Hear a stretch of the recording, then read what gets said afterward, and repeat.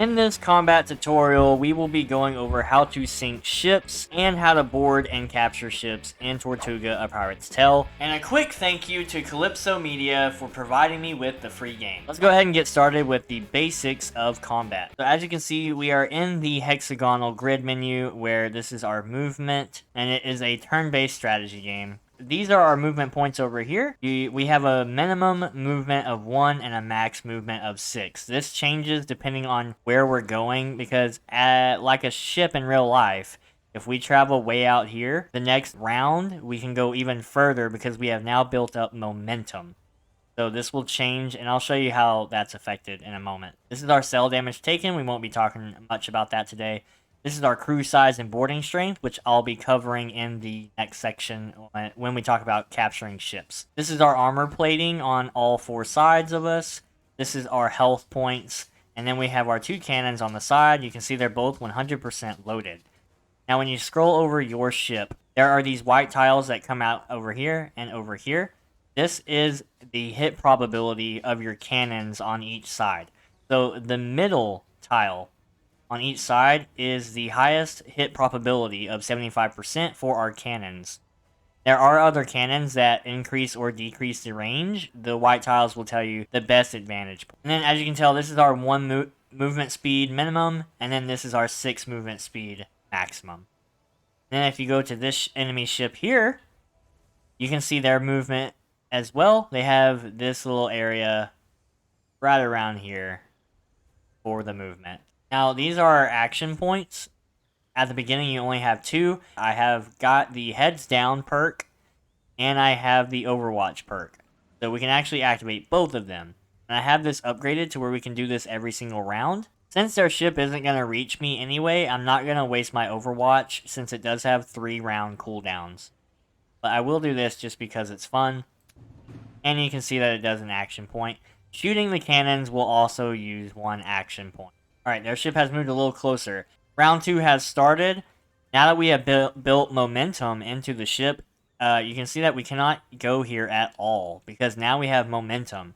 This is as far out as our ship can go before stopping. So now that's your minimum movement speed of 4, and your maximum move speed of 8. So we can go really far. This is really the only advantageous position to hit him at all. Nowhere really hits him with our cannons.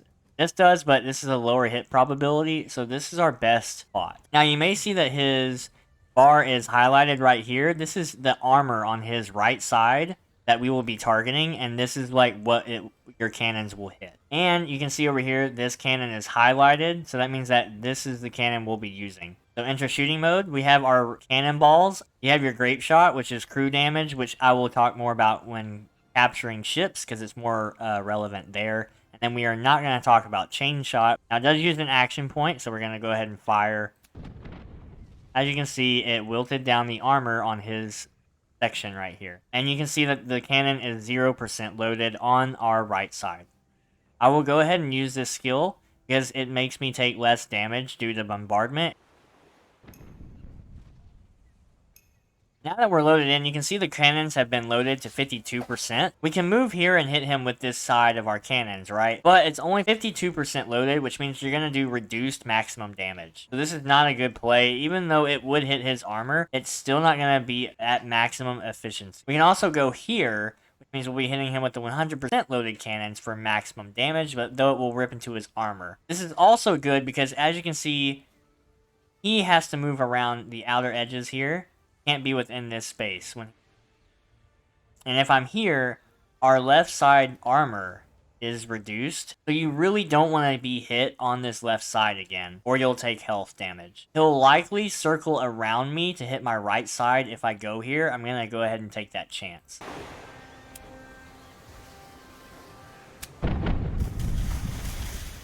I also wanted to show you that because that was not in the tile range, it had a 50% chance to hit, and it did not hit at all.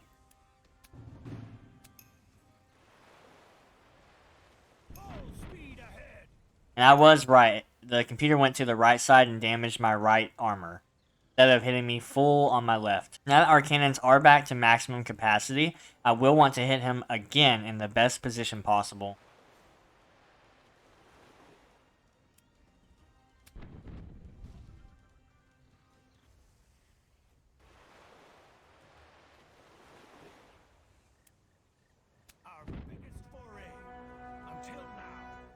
And that is how you sink a ship. I was fighting a ship that had a little extra firepower than I did, so it did hurt quite a bit. Now stick around because now we're going into tutorial 2 where we talk about capturing ships. In this tutorial, I'm going to go ahead and show you how to board ships and how boarding kind of works. And we're only really going to do this because we have 50 crewmates right here. This is our 50 crew size with our 32 boarding strength. That's pretty bad boarding strength, but I'll get to that in a minute. When we look at the ship, enemy ship, they have 40 crew and a 50 boarding strength on the upper right hand side up here. And so our main objective when boarding is going to be getting rid of their crew members. We want less crew size so that when we board, they don't have to fight us as much. So at this stage, we are just focusing on breaking the armor. So really we want to get one side without armor before we start chipping away at their crew size. When we shoot, we're going to have these iron cannonballs, and that's what's going to do damage to the ship and to the armor.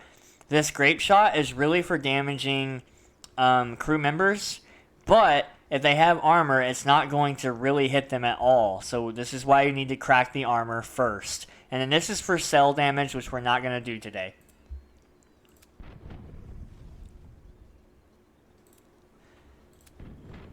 That's going to break their armor now. So they don't have any armor on this side of the ship. We're going to shoot. We're going to hit this Grapeshot, because this is what does crew damage, and fire. That took out 7 of their crew. Alright, so we're going to go on this side now. Do some more Grapeshot. 6 more crew down.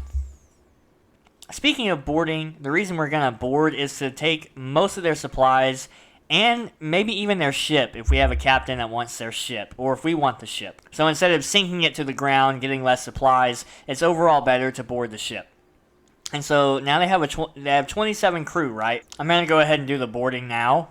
Whenever you select board, you can actually select which side of the ship you get on. When you click it, right here it will give you the highest chance at 61%, but if you want to try another side, you can see the chances of you winning that board. But since we're right here, 61%, we're going to try and do that now. And we got it successful. Now we have more crew. Our morale is pretty low because I've been getting in some skirmishes that have not been good for me, but they have 27 crew, so they're lower, but their morale is pretty high, so it's kind of pretty fair. So you can obviously weigh your options. You have a lower chance of success, but you have a lower crew cost and lower morale cost. I'm going to do the one that has a higher chance. And this is a battle of attrition. This is going to be a long process, so before you board, you need to make sure that you are willing to risk it all. That was a really good push.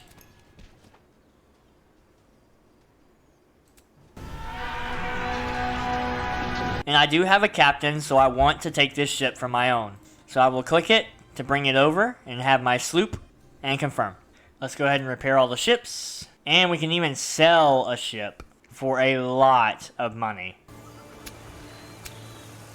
An easy way to make money. If you'd like to learn even more about Tortuga: A Pirate's Tale, then click on this video right here for the 5 best things that you need to do before you get started.